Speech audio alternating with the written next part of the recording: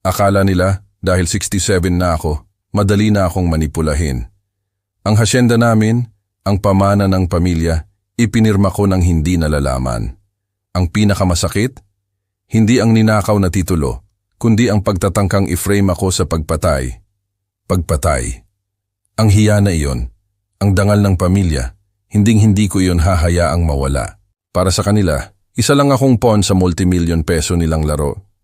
Isang pabigat na kailangan na nilang alisin. Pero hindi nila alam, may trump card ako.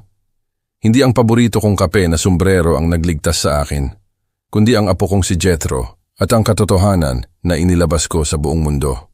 Sa mismong Facebook Live, babawiin ko ang dangal ko at bibigyan ko sila ng lesson na hindi nila malilimutan. Naramdaman mo na ba na nabetray ka ng sarili mong pamilya? I-like at i-share mo ito. Kwentuhan mo ako sa baba. Saan ka nanonood? Agad akong napabangon. Bakit? Anong problema?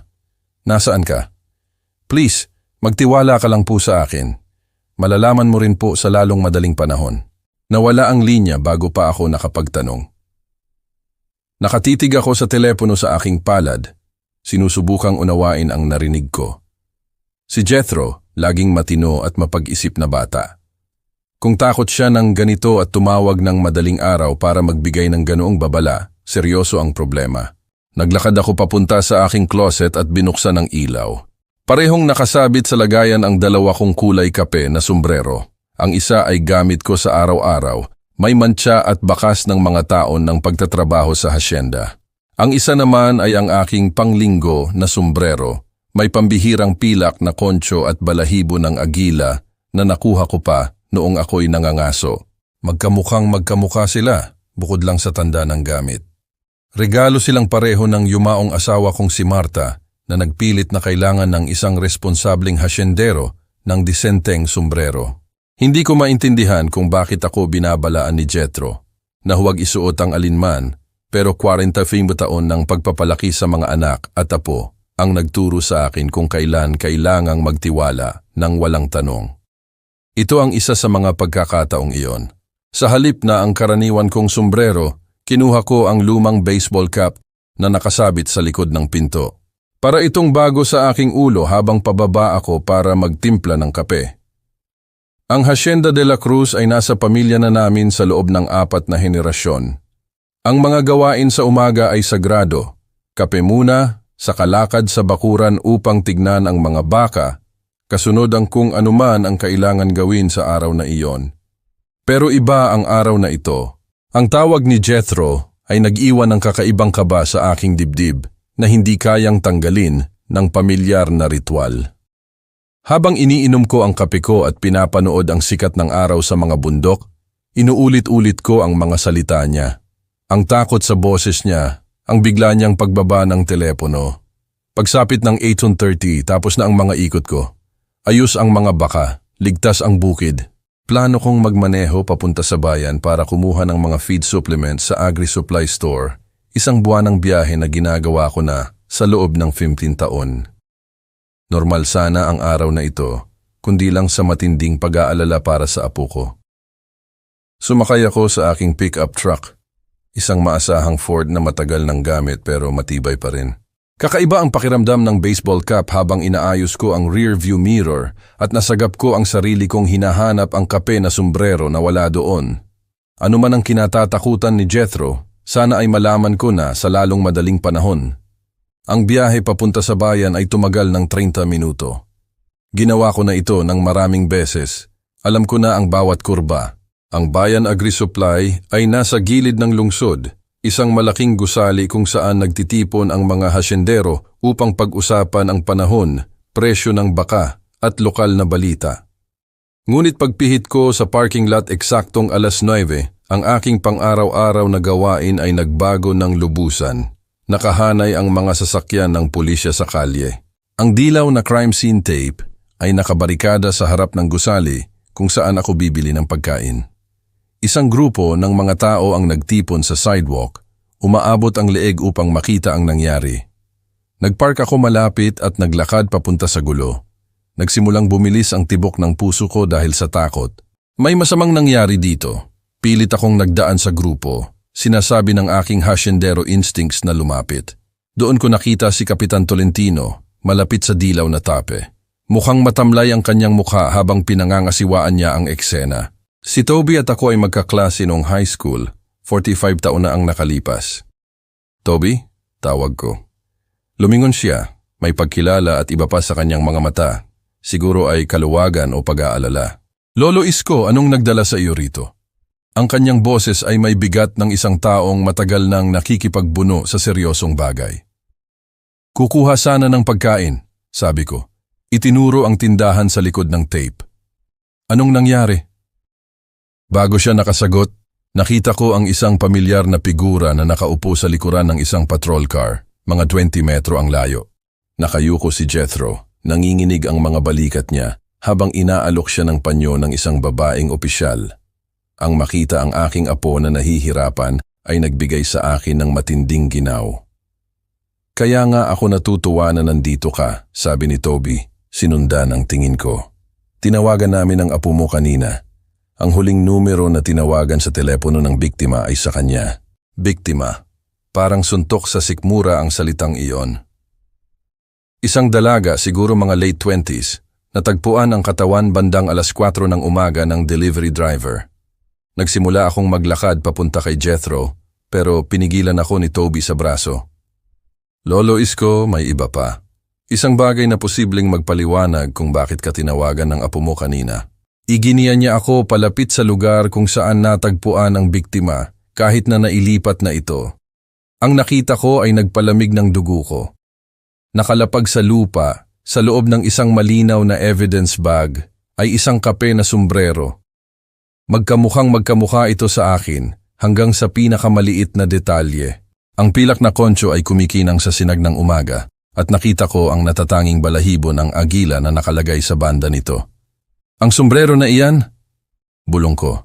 Halos hindi marinig ang boses ko. Parehong-pareho iyan sa akin hanggang sa bawat detalye. Iyan din ang sinabi ng apo mo nang makarating siya rito. Tuluyan siyang bumagsak nang makita niya ito. Tinitigan ako ni Toby. Paano niya nalamang balaan ka na huwag isuot ang sa iyo ngayon? Bago ko pa maintindihan ang mga implikasyon, lumapit si Jethro sa tabi ko. Pula ang kanyang mga mata at gulong-gulo sa kalungkutan. Lolo, napaikbi siya. Si Genevieve Shaw yan. Siya ang girlfriend ko. Dahan-dahang nagkakabit-kabit ang mga piraso. Ang girlfriend mo ay nakasuot ng sombrerong kapareho ng sa akin. Tumango si Jethro, pinunasan ang ilong niya sa likod ng manggas niya. Noong isang linggo, nakita ko si Tita Jocelyn sa hasyenda. Nasa bakuran siya at hawak niya ang sombrero mo. Nang tanungin ko kung anong ginagawa niya, sinabi niya na gusto niya itong gamiting sample para bilhan si tatay ng kapareho para sa kanyang birthday sa susunod na buwan. Umiikot ang aking isip. Jocelyn Drake. Ang aking manugang sa loob ng 15 taon, humiram ng sombrero ko sa kunwaring bibili ng regalo para kay Dennis. Ngayon, may isang dalaga ang patay, nakasuot ng tila eksaktong kopya ng sombrerong iyon. May access siya, sabi ko, sa sarili ko kaysa sa iba. May access si Jocelyn sa sombrero ko, at ngayon, may namatay na nakasuot ng katulad nito. Tinapos ni Toby ang pangungusap. Lolo Isko, kailangan kitang tanungin ng diretsyo. Nasaan ka sa pagitan ng hating gabi at alas 2 ng umaga? Nasa bahay, natutulog mag-isa. Ang bigat ng tanong niya ay bumalot sa akin. Toby, hindi mo siguro iniisip na... Hindi pa ako nag-iisip, pero kailangan kong maunawaan kung bakit ang biktima ng pagpatay ay binihisan para magmukhang ikaw at kung bakit sapat ang alam ng apo mo para balaan ka na huwag isuot ang sombrero mo kanina. Hinawakan ni Jethro ang braso ko. Lolo, sumpa ko, hindi ko alam na mangyayari ito. Nang tawagan ako ni Jenny kagabi, mukhang natatakot siya. Sabi niya, may importante siyang sasabihin sa akin, pero biglang namatay ang linya. Nang tawagan ako ng pulisya kaninang umaga at sinabing natagpuan na nila siya. Lumapit sa amin ang isang opisyal, may hawak na evidence bag na may tila opisyal na dokumento. Kapitan, tawag niya. Kailangan mong makita ang nakuha sa bulsa niya. Kinuha ni Toby ang bag, sinuri ang nilalaman, at nagdilim ng husto ang kanyang mukha. Tumingin siya sa akin na may pagdududa. Lolo Isko, kailangan nating mag-usap. Naglalaman ng evidence bag ng tila opisyal na legal na dokumento, maayos na nakatupi at selyado sa plastik. Tiningnan niyon ni Toby sa sikat ng umaga at nakita ko ang letterhead at mga pirma. Titulo ng ari-arian, sabi niya, walang emosyon ang boses. Inililipat ang Hacienda de la Cruz kay Dennis Fletcher at Jocelyn Drake sa halagang ₱1. Tumama sa akin ang mga salita na parang isang malakas na suntok. Ano? May petsang 3 linggo na ang nakalipas, notarized, at may mga saksi. Mukhang totoo ang pirma mo, Lolo Isko. Hindi umalis ang tingin ni Toby sa mukha ko. Ito ang nagbibigay sa anak at manugang mo ng legal na pagmamay-ari sa isang ari-arian na nagkakahalaga ng ₱180 milyong, 180,000. Nakatitig ako sa dokumento, umaandar ang isip ko. Hindi ko iyan pinirmahan, hindi iyan, o iyan ba? Pagkatapos, bumalik ang alaala na parang yelo. 3 linggo na ang nakalipas, Sunday dinner sa hacienda. Inilatag ni Jocelyn ang mga papel sa lamesa ng kusina pagkatapos ng dessert. Nagkukwento tungkol sa insurance updates at tax forms.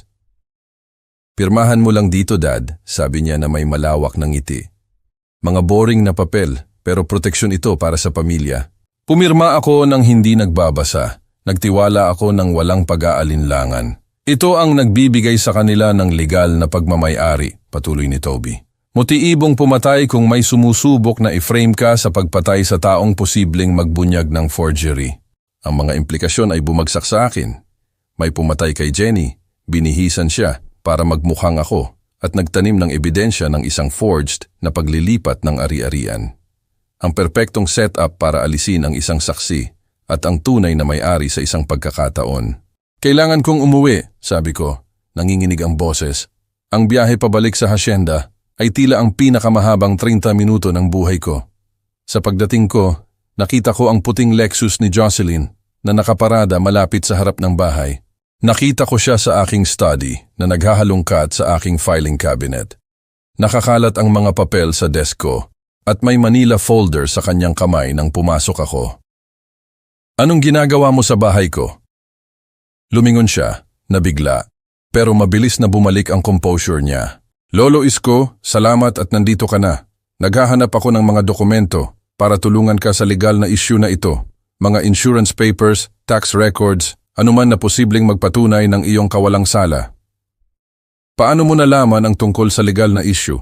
Kakaalis ko lang sa crime scene, 20 minuto na ang nakalipas. Saglit na nawala ang ngiti niya. Tumawag si Dennis. Narinig niya ang insidente sa bayan. Pamilya tayo. Nagtutulungan tayo sa panahon ng krisis. Lumapit ako. Napansin kung paano niya ipinuwesto ang sarili niya sa pagitan namin at ng filing cabinet ko.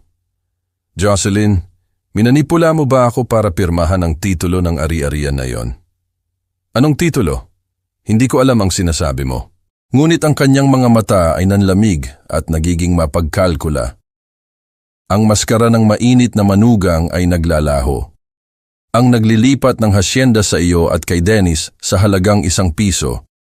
Ang natagpuan nila sa biktima ng pagpatay na binihisan para magmukhang ako. Sa mahabang sandali, nagkatitigan kami sa ibabaw ng desk na pag-aari ng aking ama at ng kanyang ama bago siya. 4 na henerasyon ng negosyo ng pamilya de la Cruz at naghahalungkat siya na parang pag-aari niya ang lugar. Siguro, sabi niya sa wakas, may gumawa lang sa iyo ng pabor. Ang hacienda na ito ay isang pabigat na hindi mo na kayang hawakan.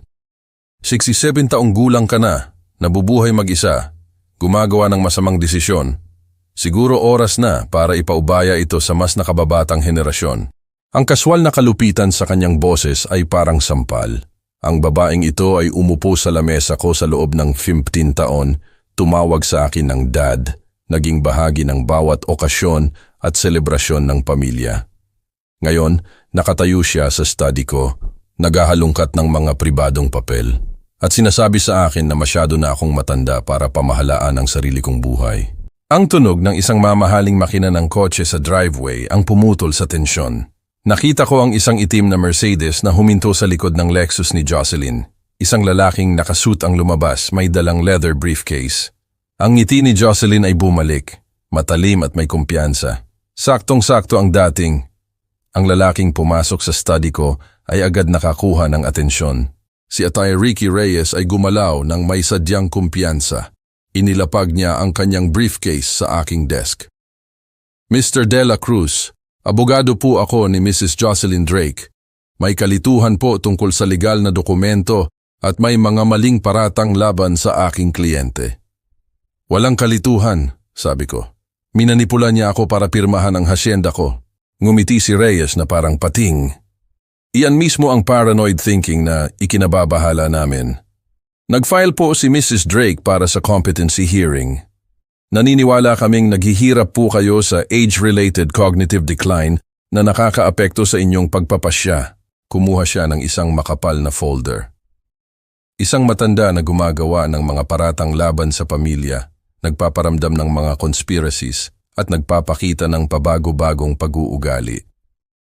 Ang korte ay makakakita ng isang nag-aalalang manugang na pinoprotektahan ang mga ari-arian ng pamilya.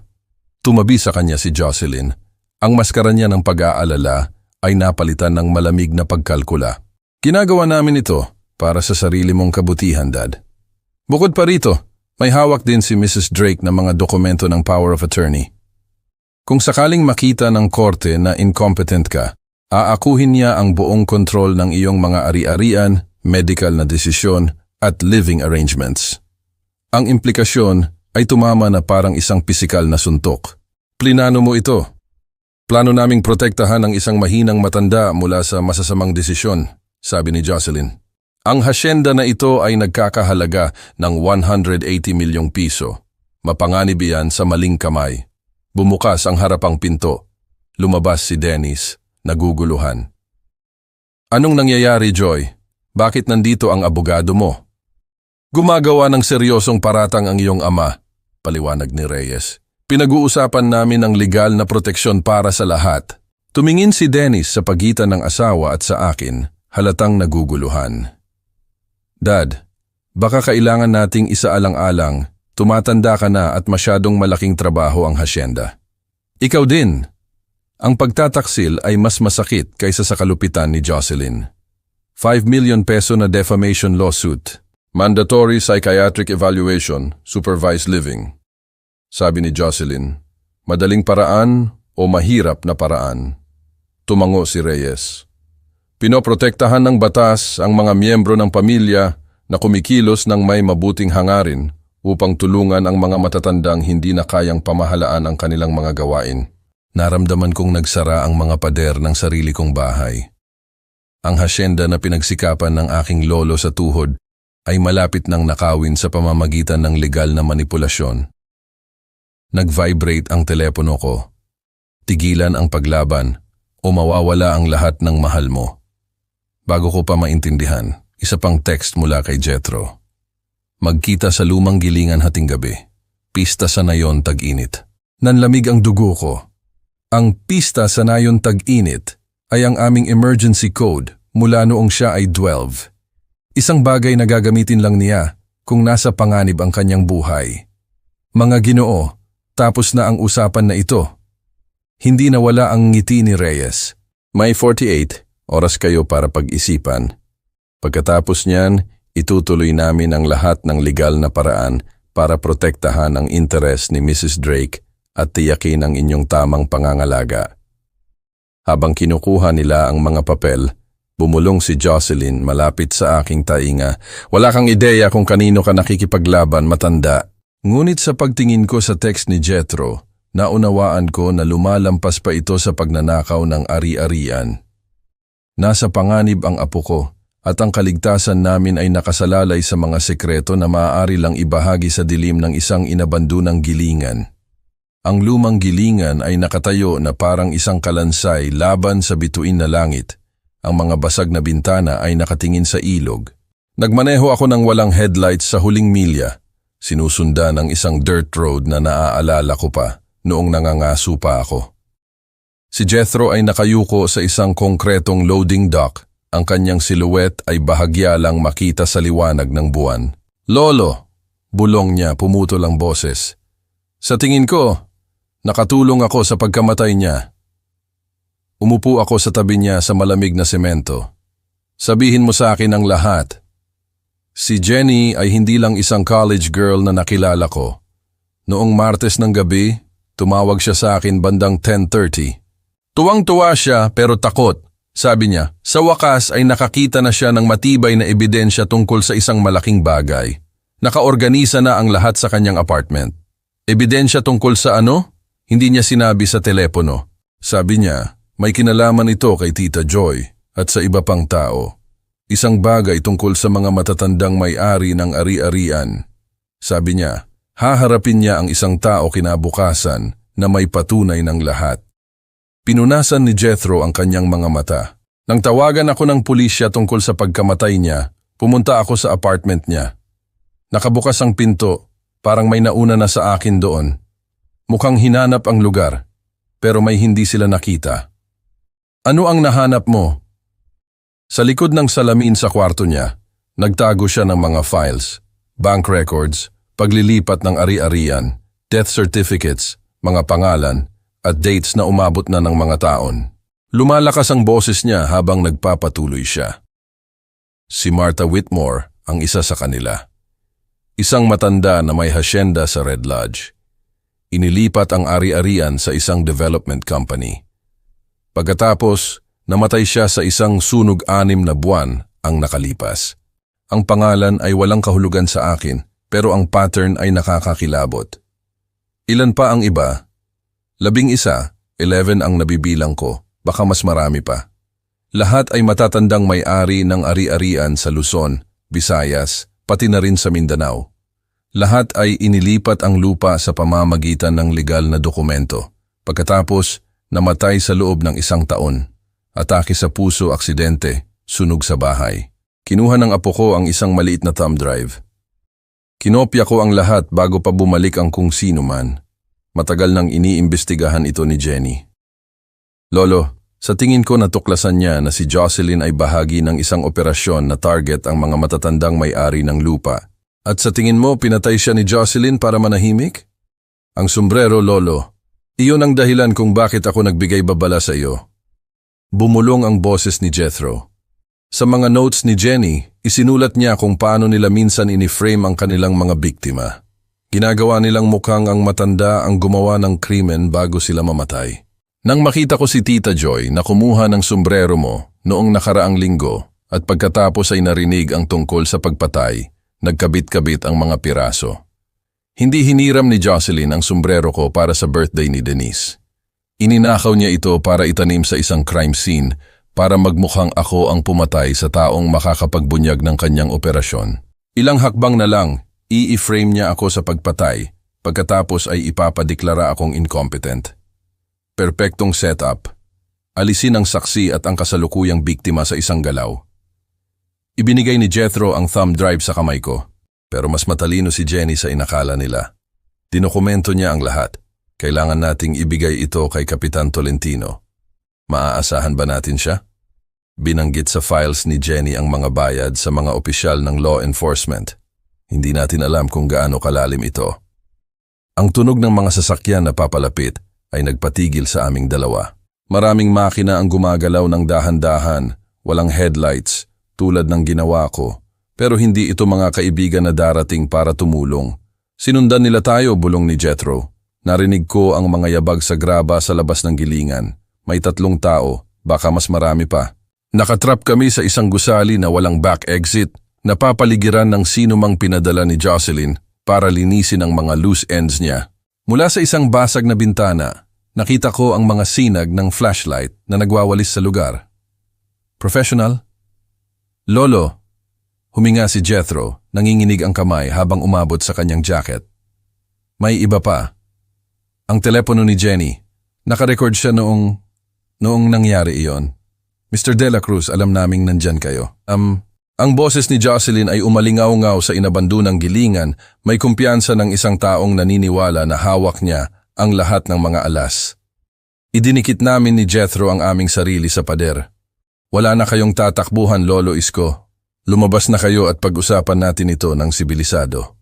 Umiingit ang pangunahing pinto ng gilingan at pumasok si Jocelyn kasama ang tatlong lalaki.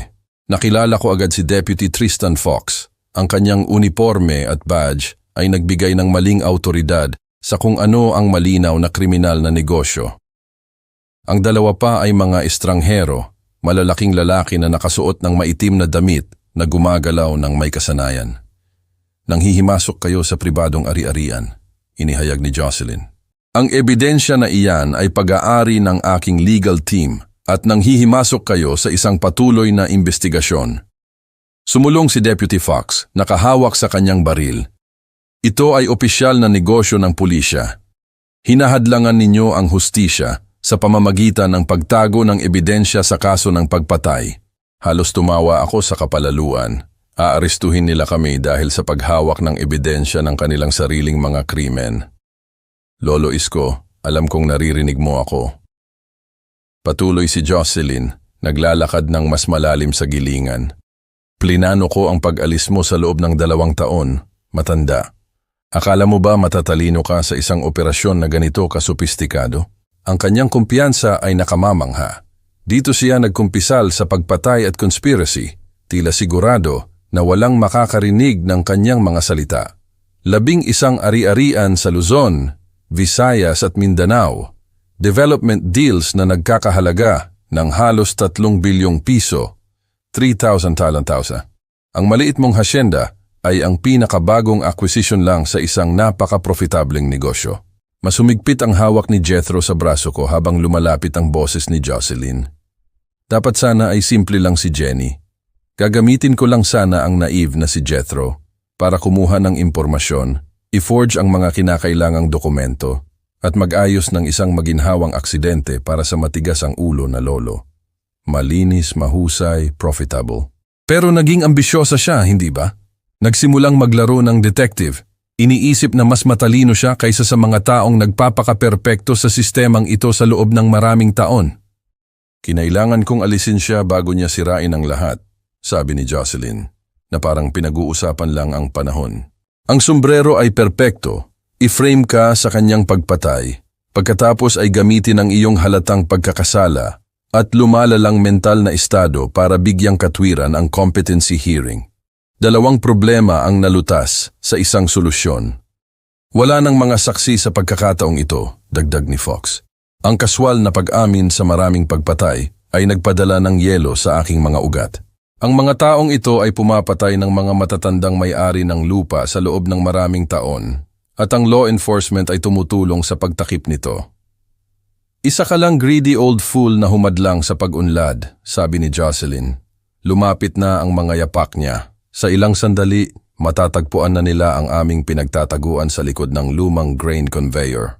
Ngunit ang kapalaluan ni Jocelyn ay malapit ng maging kanyang pagbagsak. Inilabas ko ang telepono ko, sinigurado na malinaw na nakikita ang screen at tumayo mula sa likod ng makinarya. Jocelyn, sabi ko ng kalmado. Live streaming ko ang lahat sa loob ng 10 minuto. Tahimik ang gilingan, maliban sa tunog ng ilog sa labas. Nakatingin si Jocelyn sa telepono ko. Ang kanyang kumpiyansang ekspresyon ay kumikislap sa unang pahiwatig ng kawalan ng katiyakan. Nagsisinungaling ka, sabi niya, ngunit nawala ang commanding tone ng boses niya. Itinaas ko ang telepono, ipinakita sa kanya ang aktibong recording indicator at ang bilang ng mga viewer na patuloy na umaakyat. Si Kapitan Tolentino, ang State Police, at halos 300 iba pang tao ay nakikinig sa bawat salitang sinabi mo. Inabot ni Deputy Fox ang kanyang baril, pero itinaas ni Jocelyn ang kamay niya para pigilan siya. Ang kanyang mukha ay nagbago ng lubusan. Ang maskara ng sibilisadong negosyante ay napalitan ng isang bagay na malamig at desperado. Walang ganoon katalino, sabi niya. Lalo na ang isang siraulong hasyendero na hindi man lang kayang pamahalaan ang sarili niyang mga gawain. Siguro hindi, sabi ko. Pero tinuruan ako ng apo kong babae kung paano gamitin ang Facebook Live noong nakaraang Pasko. Nakakamangha kung ano ang matututunan mo kapag hindi ka masyadong mapagmataas para makinig. Tuluyang gumuho ang kumpiyansang fakad ni Jocelyn. Wala kang ideya kung ano ang ginawa mo. Ang iyak ng mga sirena ay pumunit sa hangin ng gabi na parang isang kargamento ng kabayo, lumalakas bawat segundo. Mula sa mga basag na bintana ng gilingan, nakita ko ang pula at asul na mga ilaw na pumatay sa dilim habang pinapalibutan ng maraming sasakyan ng gusali. Ang boses ni Kapitan Tolentino ay umalingaw-ngaw sa isang megaphone. Ito ang Philippine National Police. Pinalibutan na ang gusali. Lumabas na kayo, nakita ang mga kamay. Ang mukha ni Jocelyn ay nagbago mula sa galit patungo sa takot. Imposible ito. Nagbabluff ka. Nagbabluff ba ako? Itinaas ko ang telepono. Ipinakita sa kanya ang live stream na ngayon ay may higit sa 1,000 manonood. Batiin mo ang internet, Jocelyn. Sumabog ang pangunahing pinto ng gilingan habang pinangunahan ni Kapitan Tolentino ang isang pangkat ng mga trooper sa pasukan. May mga armas na nakatutok. Ang makita ang pagbaha ng law enforcement ay ang pinakamagandang bagay na nakita ko sa loob ng maraming araw. Huwag kayong gumalaw, utos ni Kapitan. Mga kamay kung saan namin makikita. Inabot ni Deputy Fox ang kanyang baril, pero nakita niya ang sarili niyang nakatitig sa 3 baril ng state trooper. Bumagsak ang kanyang mga balikat sa pagkatalo habang dahan-dahan niyang itinaas ang kanyang mga kamay. Kapitan Tolentino, tawag ko, lumabas kasama si Jethro. May ebidensya kami na kailangan mong makita. Sa loob ng ilang minuto, sina Jocelyn at Fox ay nakaposas na at binasahan na ng kanilang mga karapatan. Ang 2 hired thugs ay nagtangkang magpaliwanag na sila ay mga security consultant lang, ngunit ang kanilang mga criminal record ay nagpapatunay ng iba. Habang inaakay sila palayo, lumingon sa akin si Jocelyn na may purong galit sa kanyang mga mata. Hindi pa ito tapos, matanda. Wala kang ideya kung gaano kalalim ito. Ngunit nagkamali siya. Sa loob ng susunod na 72 oras, lumawak ang investigasyon lampas sa inaakala ko. Ang thumb drive na nahanap ni Jethro ay naglalaman ng 6 na taon ng maingat na pagdodokumento na ikinatuwa ng isang accountant. Dinokumento ni Jenny ang lahat. Bank transfers, forged signatures, property deeds, death certificates, at ang pinaka-nakakakilabot sa lahat, recorded phone conversations ni Jocelyn na nagpaplano ng iba't ibang aksidente. Dumating ang mga ahente ng National Bureau of Investigation, NBI, sa loob ng ilang oras, ginawang federal na investigasyon ang kaso na sumasaklaw sa 3 rehiyon. Personal akong binigyan ng briefing ni Special Agent Sara Martinez sa mga natuklasan nila. 11 biktima sa Luzon, Visayas at Mindanao, sabi niya, nagkalat ng mga litrato sa lamesa.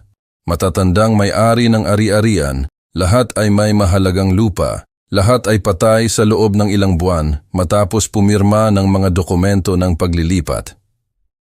Ang pinagsamang halaga ng mga ninakaw na ari-arian ay lumampas na sa 270 milyong piso, 270,000 hwagto, noong mga panahong iyon. Ngunit ngayon, ang buong network ay nagkakahalaga ng halos 3 bilyong piso. Ang Summit Development Shell Company Network ay nagkahiwa-hiwalay na parang isang murang sweater. Si Atarian Ricky Reyes ay inaresto sa kanyang opisina. Ang kanyang mamahaling suit ay walang laban sa mga kasong federal conspiracy. Ang mga bank record ay nagpakita ng mga bayad sa hindi bababa sa 4 na iba pang opisyal ng law enforcement sa rehiyon. Si Deputy Fox, nahaharap sa habambuhay na pagkakakulong, ay bumaliktad. Ang kanyang patotoo ay nagbunyag ng isang corruption network na tumatakbo na sa loob ng halos 1 dekada, kung saan si Jocelyn ang mastermind at iba't ibang opisyal ang nagbibigay ng legal na proteksyon. Napakalaki ng atensyon ng media, CNN Philippines, TV Patrol, at lahat ng pangunahing network ay kumuha ng kwento. Ang pinakamalaking pandaraya sa matatanda at serial murder case sa kasaysayan ng rehiyon ang naging headline na sumunod sa akin. Nagsimulang makipag-ugnayan ang mga pamilya ng biktima sa loob ng ilang araw. 11 pamilya na nawalan ng mga magulang at lolo't lola dahil sa kasakiman ni Jocelyn, sa wakas ay nakakakuha na ng mga sagot tungkol sa mga pagkamatay na hindi nila kailanman lubos na pinaniwalaan na aksidente. Mabilis na kumilos ang legal na makinarya. Si Jocelyn ay tinanggihan ng piyansa matapos ipagtalo ng mga taga-usig na siya ay may matinding panganib na tumakas. Ang mga banta ng competency hearing ay naglaho ng magdamag, kasama ang bawat forged document na nilikha niya. Nag-file si Dennis ng diborsyo isang araw pagkatapos ng pag-aresto kay Jocelyn. Bumalik siya sa hasyenda noong linggong iyon. Hindi kami nag-usap ng husto tungkol dito sa simula. Pero nakita ko ang kaluwagan sa kanyang mga mata tuwing umaga nang gumising siya sa kanyang childhood bedroom. Dapat sana ay alam ko, sabi niya isang gabi habang nakaupo kami sa beranda. Pinapanood ang paglubog ng araw. Sa loob ng maraming taon, lahat ng mga palatandaan ay binaliwala ko. Maraming tao ang niloko niya, anak, sabi ko sa kanya. Iyon ang dahilan kung bakit siya mapanganib. 6 na buwan ang nakalipas, dumating ang tagsibol sa Hacienda de la Cruz na may banayad na init. Si Jocelyn Drake ay nakatanggap ng habambuhay na pagkakakulong ng walang parol. Nagpatotoo siya laban sa buong network niya upang maiwasan ang parusang kamatayan, nagbubunyag ng korupsyon na umabot sa mga ahensya ng gobyerno. Sa pagtingin ko sa kanya na nakasuot ng orange jumpsuit, naalis ang mga designer clothes at kumpiyansa, nakaramdam ako ng hindi inaasahang awa. Itinapon niya ang lahat para sa pera na hindi na niya kailanman magagasta. Ang Hacienda de la Cruz ay opisyal na ligtas. Ang lahat ng mapanlinlang na claim ay permanenteng ibinasura. Ibinuhos ni Denise ang sarili niya sa pagtatrabaho sa hacienda na may dedikasyon ng isang taong bumabawi sa nawalang oras. Nakalimutan ko kung gaano ko kamahal ang lugar na ito, sabi niya isang gabi. Pinapanood ang paglubog ng araw sa likod ng mga bundok. Pinaramdam sa akin ni Jocelyn na isa itong pabigat. Pero ito ang mas mabuting buhay, hindi ba? Bumalik si Jethro sa kolehiyo na may bagong layunin. Ang trauma ay nagpatanda sa kanya sa paraang hindi ko sana hilingin. Nagbago siya ng major sa criminal justice, inspirasyon ng misyon ni Jenny na protektahan ang mga taong hindi kayang protektahan ang sarili. Nagsimula akong isuot muli ang kulay kape kong sombrero. Sa loob ng maraming buwan pagkatapos ng trial, hindi ko masikmura na isuot ito. Ngunit isang umaga, napagtanto ko na ang takot ay isa lang paraan para manalo si Jocelyn. Ngayon isinusuot ko ito ng may pagmamalaki, isang simbolo ng kaligtasan kaysa sa vulnerability. Humingi ng payo ang iba pang matatandang residente sa akin tungkol sa pagprotekta sa sarili nila. Nagsimula kaming isang informal na network ng mga hasyendero na nagtitinginan sa isa't isa ng regular. Ang alaala ni Jenny ay pinarangalan ng isang memorial scholarship fund sa community college. Ang kanyang sakripisyo ay patuloy na magpoprotekta sa iba matapos ang kanyang kamatayan. Ang Sunday dinners ay naging payapa muli.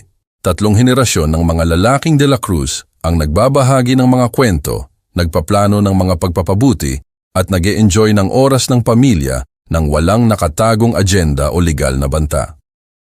Sa pagupo ko sa aking beranda noong gabing iyon ng tagsibol, pinapanood ang paglaho ng liwanag sa likod ng mga bundok. Pinag-isipan ko ang mga aral ng nakaraang taon. Ang pasensya ay mas matagal kaysa sa agresyon. Ang karunungan ay tinalo ang manipulasyon. Ang mga ugnayan ng pamilya na subok ng pagtataksil at pinalakas ng krisis ay mas matibay kaysa sa anumang legal na dokumento. Sa edad kong 67, natuklasan ko na ang pagiging minamaliit ay talagang isang kalamangan. Ang mga taong tulad ni Jocelyn ay nakita ang aking edad at inakala na kahinaan. Hindi nila nakilala ang lakas na nagmumula sa mga dekada ng pagharap sa mga hamon at pagkatuto mula sa mga pagkakamali. Nagkamali sila sa lahat ng iyon. Ang Hacienda de la Cruz ay magpapatuloy para sa isa pang henerasyon, baka mas marami pa. Ang pinakamalaking laban ay hindi nananalo sa pinakamalakas na boses, kundi sa pinakamatalinong puso. Ang edad ay hindi tungkol sa kung ano ang nawala sa iyo, kundi kung ano ang nakuha mo. Ano ang gagawin mo kung ikaw ang nasa posisyon ko? Ipaalam sa akin sa mga komento sa ibaba. Sa pagbabalik tanaw sa lahat ng nangyari, napagtanto ko na misteryoso ang mga paraan ng Diyos. Nang tumunog ang telepono noong 6:15 ng umaga, hinding-hindi ko inakala na hahantong iyon sa pagbunyag ng isang network ng mga mamamatay tao na nagdarasal sa mga matatandang tao sa loob ng maraming taon. pero may paraan ang Panginoon ng paggamit ng mga ordinaryong tao para gumawa ng mga hindi pangkaraniwang bagay. At nagpapasalamat ako na pinili niya ang isang matandang hasyendero na tulad ko para tumulong na magdala ng hustisya. Kung pinapanood mo ito at nag-iisip tungkol sa sarili mong sitwasyon ng pamilya, hayaan mong bigyan kita ng ilang payo. Huwag kang maging tulad ko. Huwag kang pumirma ng mga papel nang hindi mo binabasa ng maingat kahit sino pa ang nagtatanong. Huwag mong ipagpalagay na ang mga miyembro ng pamilya ay laging may pinakamahusay na interes sa puso mo. At higit sa lahat, huwag mong hayaang kumbinsihin ka ng sino man na ang iyong edad ay nagpapahina o nagpapa-incompetent sa iyo. Ibinigay sa atin ng Diyos ang mga tao ng karanasan para sa isang dahilan, at ang karunungan na iyon ang ating pinakadakilang sandata laban sa mga sasamantala sa atin. Ang tunay na kwentong ito ay nagturo sa akin na ang pasensya ay talagang mas matagal kaysa sa agresyon. Kapag sinubukan ni Jocelyn at ng kanyang mga abogado na takutin ako ng mga legal na banta, maaari sana akong nagpanik o sumuko. Sa halip, nagtiwala ako sa timing ng Panginoon at sa pagmamahal ng apo ko. Minsan ang pinakamahusay na bagay na maaari mong gawin ay makinig sa mga taong tunay na nagmamalasakit sa iyo, kahit na ang kanilang mga babala ay hindi makatuwiran sa simula. Ang mga kwento na ito ay tila hindi ka panipaniwala, pero ang bawat salita ay totoo. Umiira lang kasamaan sa mundong ito, madalas nakasuot ng pamilyar na mukha at nagsasalita ng may pinagkakatiwalaang boses. Pero mas marami pa rin ang mabubuting tao kaysa sa masasamang tao, at ang katotohanan ay may paraan ng paglitaw kung kailan hindi mo inaasahan. Ang susi ay huwag sumuko kahit na ang mga odds ay tila imposible. Sa lahat ng mga lolo at lola diyan, ang inyong boses ay mahalaga. Ang inyong karunungan ay mahalaga. Ang inyong karanasan sa buhay ay mahalaga. Hindi isang bagay na dapat baliwalain o manipulahin ng iba. Nagtataka ka ba, mga kaibigan, kung paano kami nakaligtas? Sa aking edad, inakala nilang mahina ako. Inakala nilang hindi ako marunong gumamit ng modernong teknolohiya. Mali sila. Mali silang lahat. Ang wisdom na nakuha ko sa mahabang buhay, iyon ang aking pinakamalakas na sandata. Huwag na huwag mong pipirmahan ang anumang papel nang hindi mo binabasa. Kahit pa ang humihingi ay ang sarili mong anak. Ang pinakamalaking tagumpay ay hindi na nanalo sa lakas, kundi sa pasensya, sa pagtitiwala sa tama. Kung ikaw ang nasa posisyon ko, ano ang gagawin mo? Ipaalam mo sa akin sa mga komento. Like at subscribe para sa mas marami pang tunay na kwento ng buhay.